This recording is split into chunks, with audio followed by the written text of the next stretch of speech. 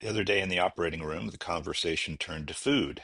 And after a little discussion, I realized that the team really didn't know much about sous videing. So I thought I would make this little video because I think it's a great tool. This particular recipe has been adapted from many sources, and Julie has documented it incredibly well in our cookbook, Favorite Recipes from Pacific Northwest and Around the World. The ribs that we used for this batch were not baby back ribs, but they were called meaty pork ribs. And here they are slathered with the mustard rub sauce before sous videing. If you're going to do much sous videing, you need a vacuum packer, and you can pick up one at Costco pretty cheap. They're handy tools. You don't absolutely need it, as you'll see later. So here's the vacuum packed meat ready to be put into the sous vide. Okay, this is the sous vide setup. You get a little sous vide device and then one of these 4 or 5 quart, I don't know, containers. For a long one like this, I put it inside one of these things so I can kind of put some towels around it and keep the evaporation to a minimum. And then you take your vacuum packed bags. You don't have to vacuum pack them.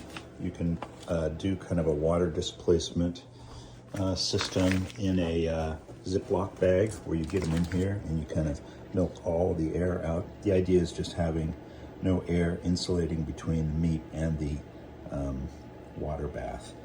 And so that is basically it. And now 9 hours. I just put some more water in it so it's not quite up to 165 degrees, but that'll be fine. Plus or minus, and you'll have yourself ribs. Then you'll finish them with a sear on the outside by a grill or maybe a cast iron skillet. Put this little top on it, like that. Okay, we'll get them out. They're kind of a little bag of ribs. Okay, cut open the bags and grab your rib piece. There's quite a bit of fluid in here. That's not And this the is most the attractive side. way that they look when they're getting out of the sous vide. They kind of anemic. I cut the membrane off the back of them before I sous vide them. Okay, I've got them ready to put them on the sear zone on this grill. A nice little evening going here. I put some barbecue sauce on them and then cooked them on the sear zone of this grill for about a minute and a half on each side. You could also do this in the broiler of your oven. This is what they look like afterwards.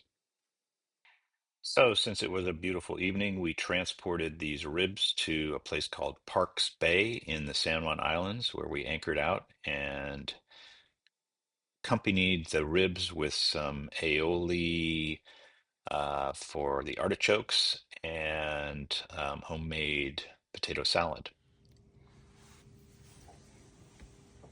Looking good. Say hi, Sheldon. Hope you've enjoyed this little intro to sous vide and hopefully you'll give it a try.